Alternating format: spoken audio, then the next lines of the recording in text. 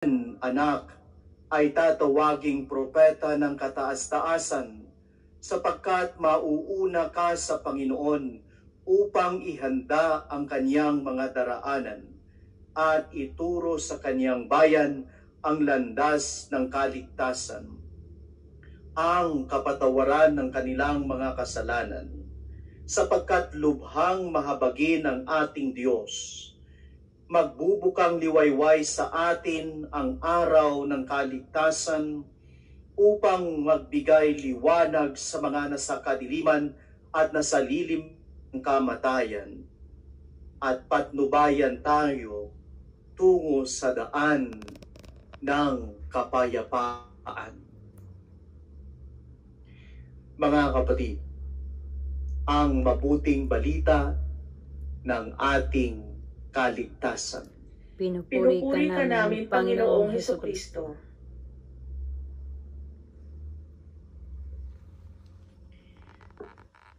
Isang masaya at mabiyayang simbang gabi po sa inyong lahat. Huling gabi na po natin ito sa ating pagsasyam, sa ating simbang gabi. At marahil tayong lahat ay nakabuo ng siyam na gabi. Tayong lahat ay nakumpleto natin ang siyam na gabi na puspos ng biyaya at mayroong matatag na pananampalataya.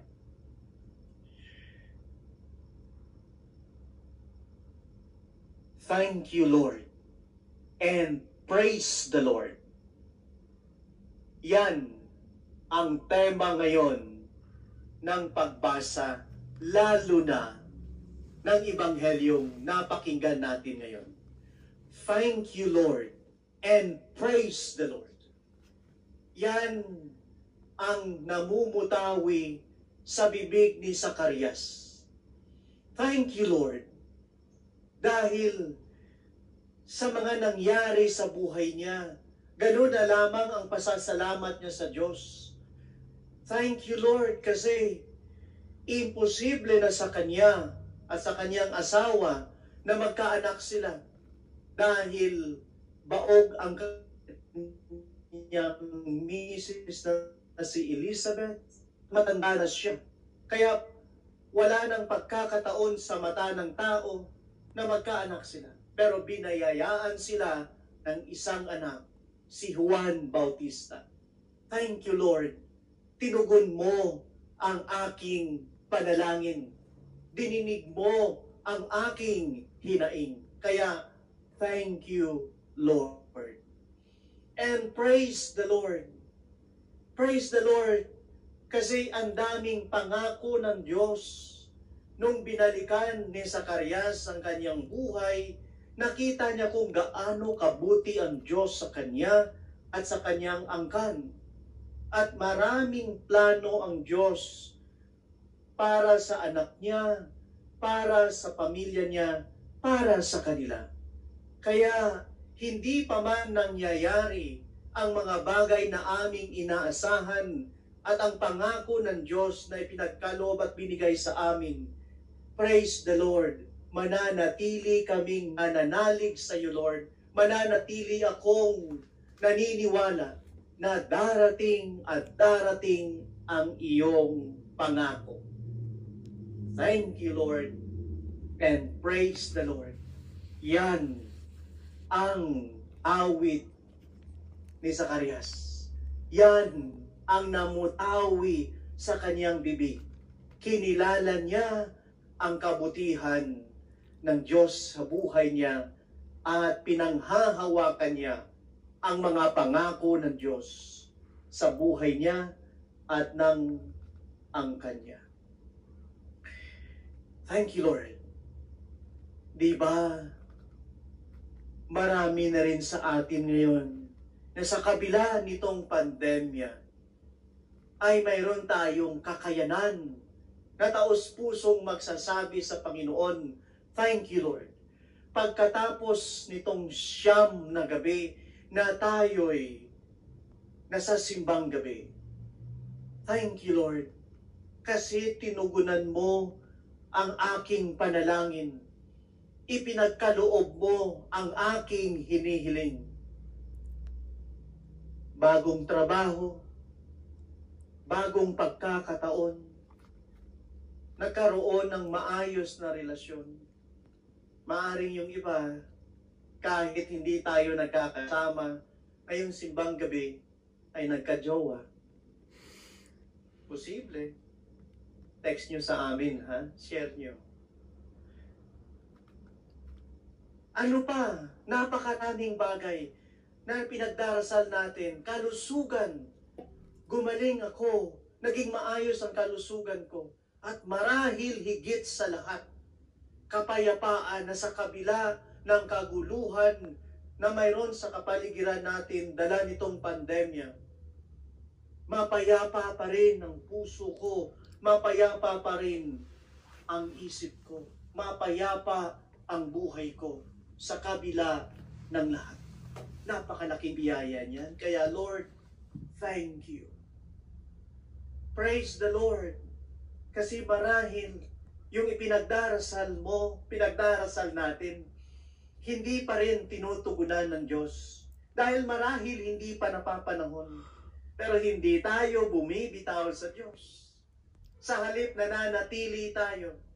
Ikasyam na gabi, huling hirit na pero nananatili pa rin tayo. Kasi Lord, kung hindi mo man sasagutin ngayon, hindi mo man ipagkakaloob ngayon, alam ko, ipagkakaloob mo ito sa tamang panahon na alam mong mas liligaya ako.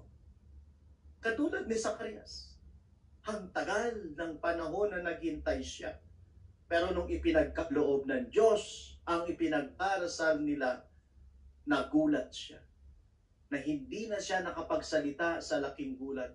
Hindi ako makapaniwala na maibibigay pa ng Diyos ang hinihiling ko.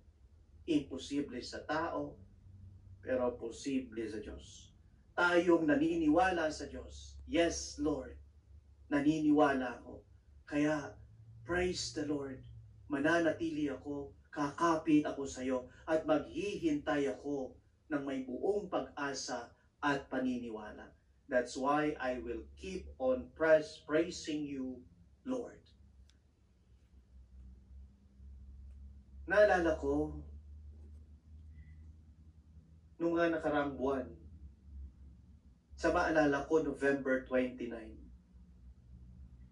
may nakausap ako online over Zoom. Malimit kapag ganitong pag-uusap, lalo na ng panahon ngayon, inaasahan ko na I have to prepare myself to give consoling words o maging konsolasyon man lang ako. Pero nabaliktad ang lahat. Nung nasimulan kong kausapin ang tao na to, kilala ko siya. Dahil walang pagkakataon na makapunta siya sa simbahan, sa Zoom kami nag-usap. Nung bukas pang simbahan, malimit yang dumalaw sa opisina ko. Babati lang, siya ay cancer patient. Labas-pasok siya sa hospital. Pero lumalaban. Humaharap sa hamon ng buhay. Kumakapit sa Diyos. Hindi mo nga siya makikitaan na siya ay may cancer at nag-undergo ng therapy. Kasi masakit yung therapy. Mahirap. Nakakapanghina. Pero kitang-kita ko sa mukha niya habang kausap ko siya. Walang bahid ng sakit. Ang nakikita ko lang ngiti ng galak at saya. Habang nag-uusap kami, na kwento niya yung buhay niya. Sa dinadanas niyang cancer, dumating din yung punto na nawala na rin yung trabaho niya. Wala na siyang trabaho. May cancer pa siya. May therapy pa siyang hinaharap. Gaano kahirap yan?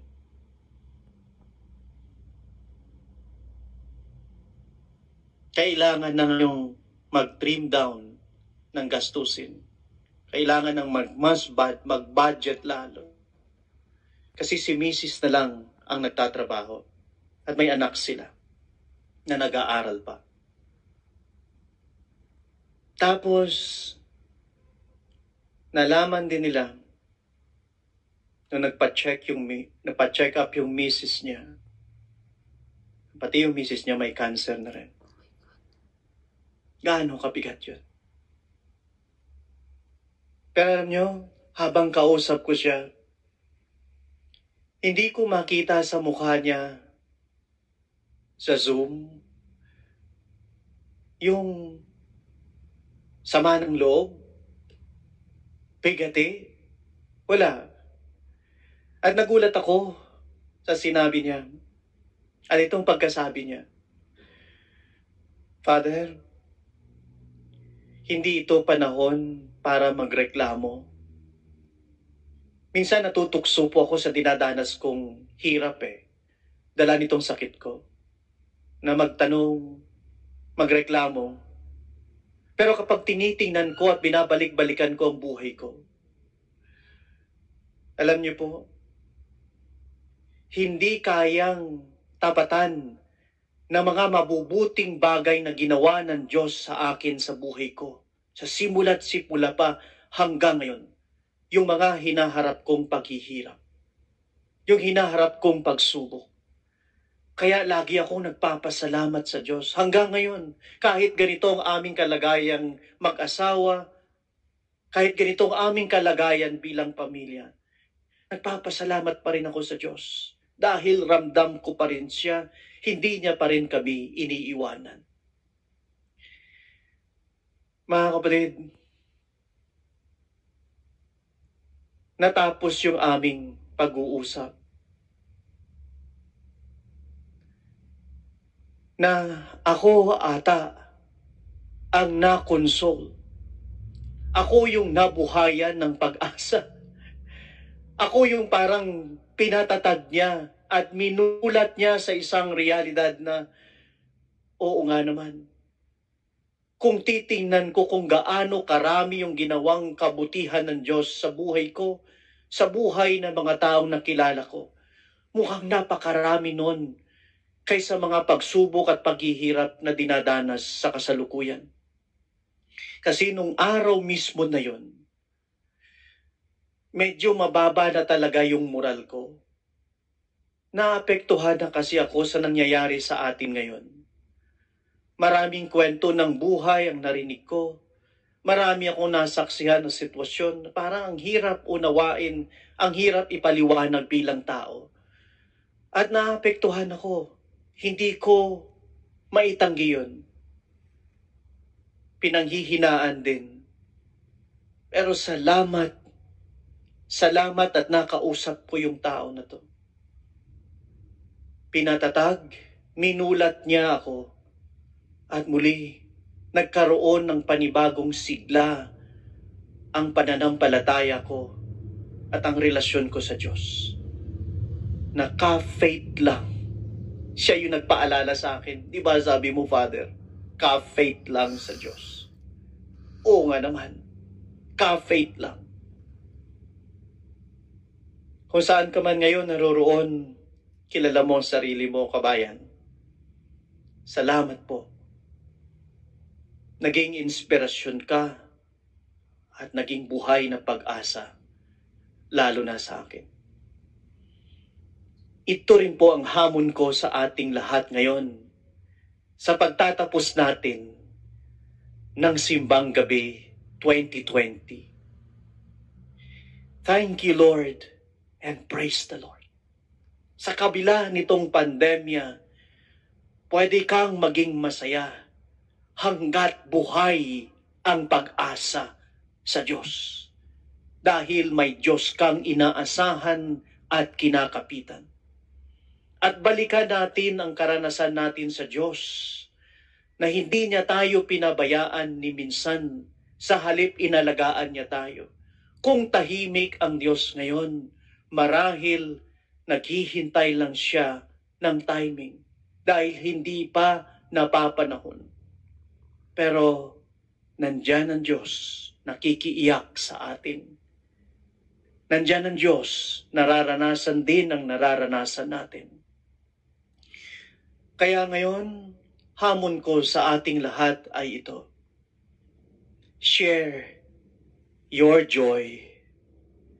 Share your joys ngayong Kapaskuhan. Bukas, mayroong Noche Buena. Hindi mahalaga kung gaano karami, hindi mahalaga kung gaano kaliit ang maihahanda mo sa Noche Buena. Ang mahalaga, mayroon kayong pagsasaluhan ng mga kasama mo, ng mga mahal mo, ng pamilya mo. Ibahagi nyo yung saya nyo. Kasi katulad nitong kabayan natin na nakausap ko, marahil sa kanya, normal yon. Pero sa akin, sa pagkakataong yun ang kailangan ko. Namulat niya ako, na ibalik niya muli yung sigla ng pananampalataya ko.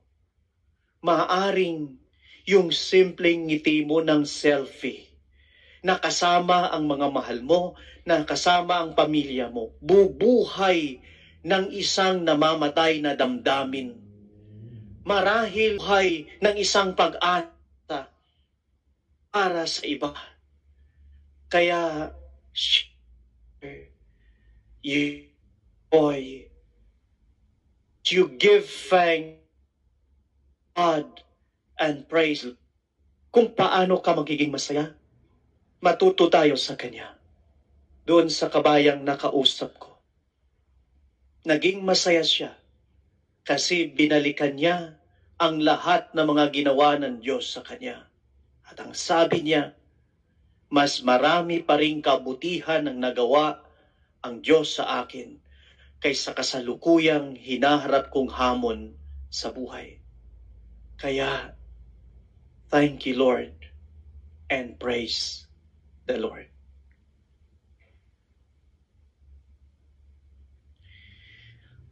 Tumayo na po tayong lahat.